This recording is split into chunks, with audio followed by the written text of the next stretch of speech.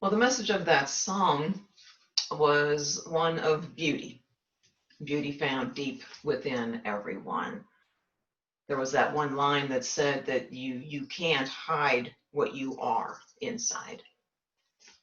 And there's another kind of beauty, and it's the beauty that's all around us. And sometimes, perhaps more often than we are aware or care to admit, it is beauty that we fail to see. And sometimes that happens, as our song also shared, because sometimes this world can break your spirit. It's not always easy to see above and beyond what the world presents. But it's so important to do what we can to get our spirit back on track, to get back in sync with our spiritual selves and begin seeing life through a spiritual lens. And so that's what we're going to talk about today. So you know how sometimes when we're upset or angry or just grumpy, in a bad mood, or maybe just going through a very real experience of sadness or loss and grief, during these times, you know how we can still sometimes share a good laugh, right? I think that laughter can sometimes be quite healing during times such as that. Well, with all the seriousness that we've been moving through for quite some time, I thought I would share a story this morning that has a bit of humor in it, while also making a very profound point about how we can choose to see in today's world. It comes from one of my favorite authors, Tama Keeves, in an article that she included in one of her newsletters. She titled the article, "How to Discover the Gifts in Front of You." And one of the stories that she shared in it offers her experience of awakening to quote unquote seeing in a new light. And so she writes, "I remember on a warm spring day, some decades ago, I smoked pot with my best friend Colleen in her backyard. And as we began to relax, I found myself practically worshiping the color of my friend's painted wooden fence. Oh God, but it's cliche now that I write about it, but it doesn't mean it wasn't pure and holy, because it was. I saw the color of that fence for the first time. I couldn't believe it was right in front of us, this magnificent display of sensory genius. For the next half hour, Colleen and I, both budding writers, started brainstorming the best possible Pantone attribution for this color. We needed to name this glory. We wanted to capture it for all of humanity to know about. It wasn't a brown fence. It was mystery mahogany, chocolate plum memory, sable sonata, and maybe something to do with a puppy. Yes, of course, we had to eat a bag of pretzels and maybe a tiny gallon of maple walnut ice cream afterwards, the price of seeing with your taste buds, known as munchies. But that experience has often left me wondering, what else am I missing? What other elegant or uproarious expressions of genius are right in front of me? A week later, visiting with my friend again, the fence returned to being just a painted fence, the one that had always been in the background while we talked about important things. But I had seen that fence. I had loved that fence. I had stumbled into wonder, and it had changed me. And then I slipped back into familiarity, and everything raw and alive became invisible again. The shades were drawn. I lost my availability to the wild, divine present moment. And with a moroseness I thought of as normal, I disconnected from the wild divine current within myself. No, I don't suppose we're supposed to walk around stoned, and I do cherish being clear-minded. That said, I'm still committed to seeing, to waking up in my life, following the cues and clues, and slowing down to observe what's really all around me.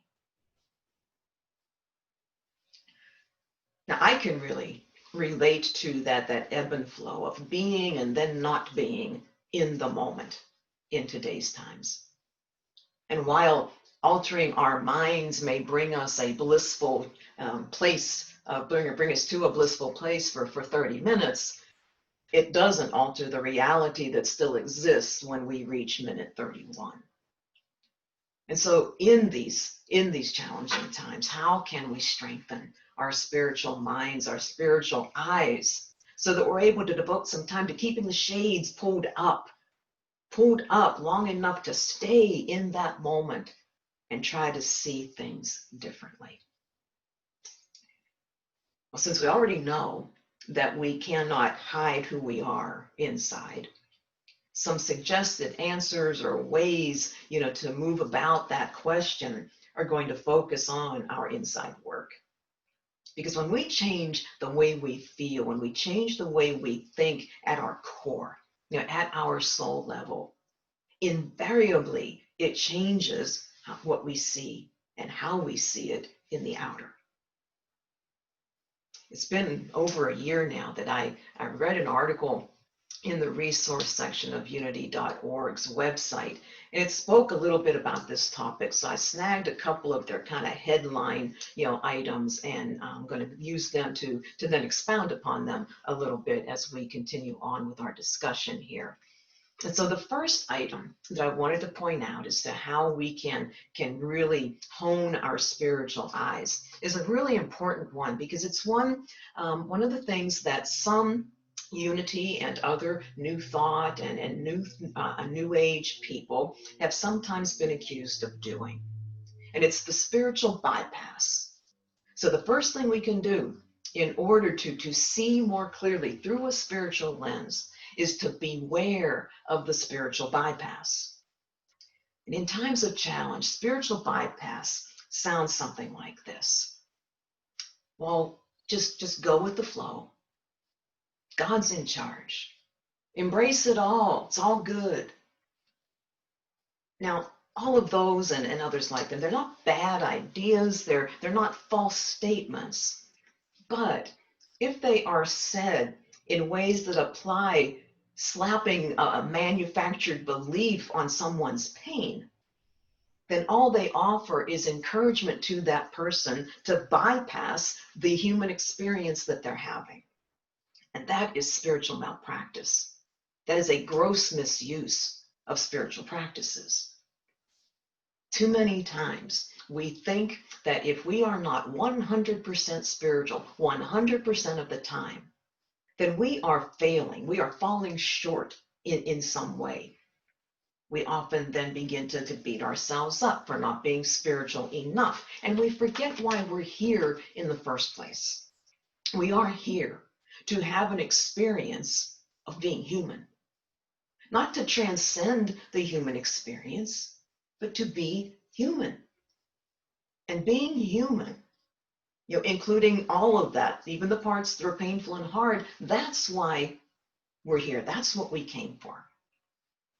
Now, using spiritual practices and tapping into that higher aspect of ourselves certainly helps us move through this life. But they can't help us if we use them in order to ignore what occurs in this life. So let's be aware of the spiritual bypass. Another answer to our question of how to strengthen our spiritual minds, our spiritual eyes, is to know the importance of staying grounded in the moment at hand. What often holds us back from being able to do that is fear. Blake pointed that out in his meditation. It's one of the two choices that we have. Everything in our world, it's constantly shifting in one way or another, right? And over the course of this year, it's been doing so in many ways all at the same time. When challenges, are present, the fears, they try to convince us that they're permanent, that they can never be changed, that are always going to be here. Fear obscures opportunities and possibilities from our sight. Tammy Keys offered another story in her article, and it was one about her having taken a walk in the woods through a state park in Oregon. And it was at a time in her life when she was feeling very negative towards herself, towards life, everything about life in general. And she had hoped that this walk out in nature would help clear her mind of some of that. And at one point along the walk, she said that she stopped to look at what she described as the spectacle of vines, leaves, branches, chirps, peals, buzzing, and penetrating silence. And as she did, in that moment, in a matter of a second, she says this gorgeous spider web came into view. There was this, just like a thin shaft of sunlight making its way through all of those branches and leaves and trees and so forth that illuminated it right in front of her eyes. And she noted that it wasn't the absolute beauty of the spider web that grounded her in the moment. She wrote, it was this tangible fabric of magic had been right in front of me and completely invisible. And then, from one angle, and one angle only, it lit into view. But it was there all along. And as soon as she became present to that moment, as soon as she grounded herself spiritually once again by releasing the negativity from her mind, she saw a whole new world in front of her. And it was one that had also been there all along. And so maybe when things begin to feel a bit shaky or fearful for you, just ask yourself this question. Just ask yourself, where are my feet right now? That will bring you to the present moment. Immediately, where are my feet right now? And it might be a question that you'll find that you can very honestly answer. You can see and say that right here, right now, nothing bad is happening. Nothing bad is happening. I'm doing okay. I'm good. The present moment. Our next tool to talk a little bit about is one that is really front and center. If we haven't seen this one, then I'll just say, if I hadn't seen this, I got to open my eyes, because we got to get the facts. Get the facts. We all get a whole lot of information every single day. We have tons of information coming our way. We don't always get factual information. For example, I remember just a week or two ago, I had listened to a speech being given by a politician, and I recall becoming engaged with it. I recall feeling pretty good about the information that was being shared. And it was over, and I went on about my business. And about 2 days later, I sit down to read the paper. And when I opened the paper up, a full half page of the paper had been dedicated to an article written by the organization factcheck.org. And the article went on to fill itself with facts that corrected and or gave a much broader and clearer context about a lot of the information that had been shared in that speech. So no matter how a situation may look at first glance, or how bleak or rosy someone else may tell us that it is, take the time to look at it yourself. Go within, and then go beneath the surface. Go deeper than just a glance, to make sure that you're looking at it from a factual perspective. And then, as we spoke about last week, then apply your spiritual principles to see it and act upon it through their lens. So as we begin to move more closer and into this space of response and action, especially again during times when things are a little bit bumpy, there's something that we can do that our spiritual lens can help us accomplish. And that is that we can focus on ultimate goals. Focus on ultimate goals. I mentioned, a few minutes ago how fear can try to convince us that the challenge is permanent. But actually, challenges can be seen as just part one of a story. Challenges can be seen as the beginnings of solutions. Challenges can guide us into tapping into things like creativity and innovation, collaboration and compassion. Living in a world unlike any we've seen before, like we are doing right now, that can be seen as one in which we are ready, we are poised to grow and to learn and to evolve and to contribute and to bring forth potential in ways that we've never known or seen before. And again, the way to more clearly see challenges in this kind of light is to focus on the ultimate goal. And this is one that we are struggling with a bit as well today. When we look at how we have been pitted against each other, in the country, when we can see that more often than not, it just seems that no one is willing to take just one step towards someone on, quote, the other side. And when we do things like that, we're not focused on the ultimate goal. Because I have to believe that there is more agreement than not from more people that we can agree on things like basic morals and values and basic desires for happiness and prosperity and career success and just peace in the world, right?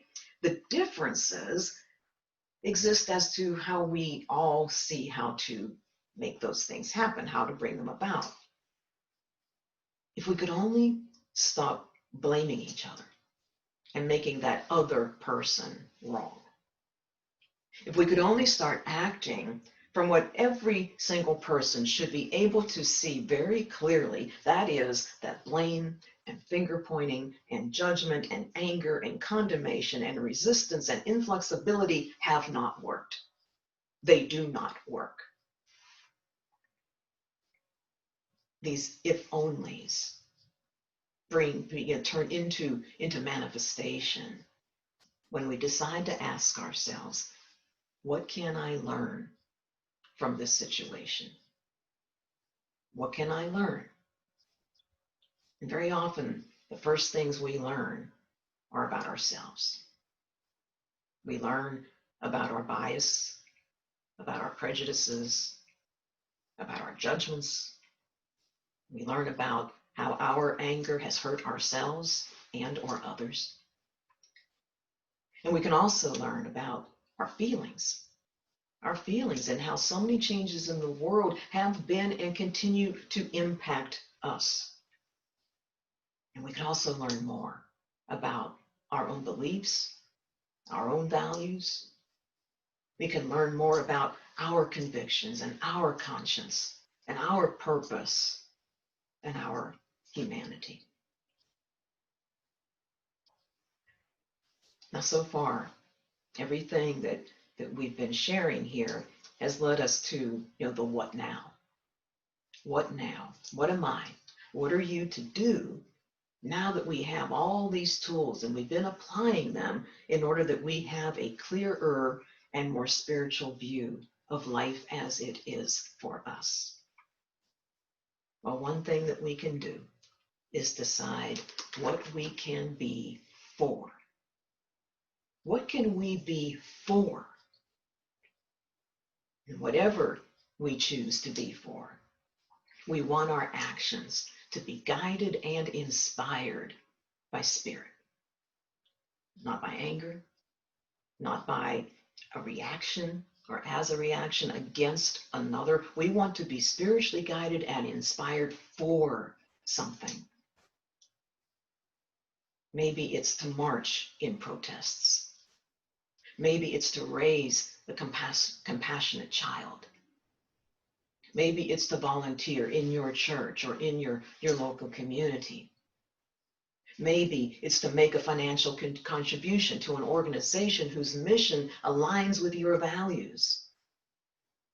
Whatever it is, as long as it comes from Spirit's presence in you, it will be done in love. That second choice that Blake mentioned in his meditation, not from fear, but in love. Our individual choices will vary in size and scope, but each contribution offered in love not only matters, it also makes a difference, whether we can see that or not. And that's very important to remember. We don't have to always see the difference. We just have to remain aware and keep reminding ourselves that that's okay, because we are part of a much bigger picture than the one that is within the, our human line of vision, right? But that's what the bigger love of God does. It helps us to believe that there is so much more to this life than we know.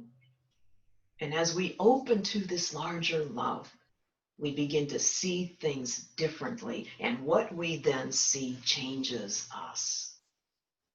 In a moment, just like Tama, we can see the value of letting go of clinging to any idea or story that serves to infuse us with negativity and fear and hold us back from the fullness of life and the fullness of our holy potential and purpose.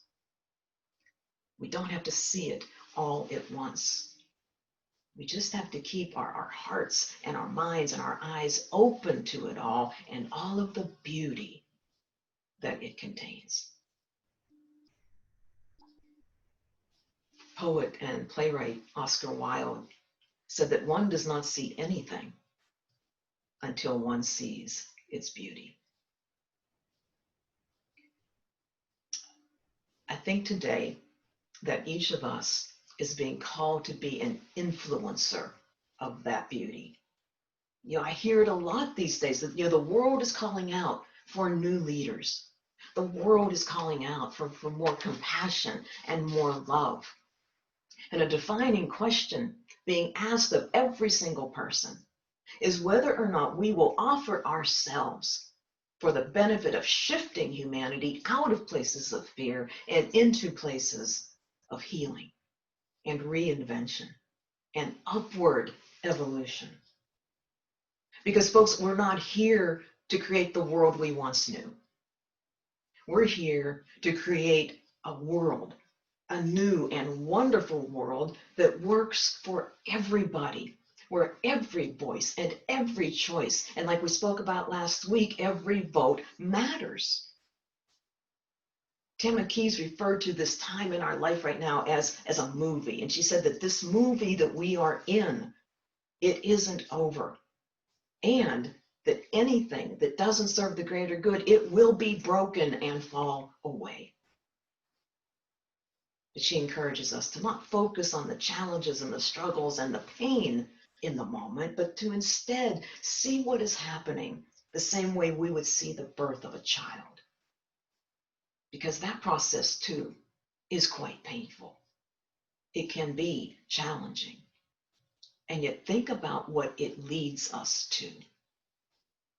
In Tamma's words, it leads us to unbearable beauty and the beginning of newness. Beauty and newness that we can see all around us in any moment when we open our eyes and use our spiritual lens. God bless you.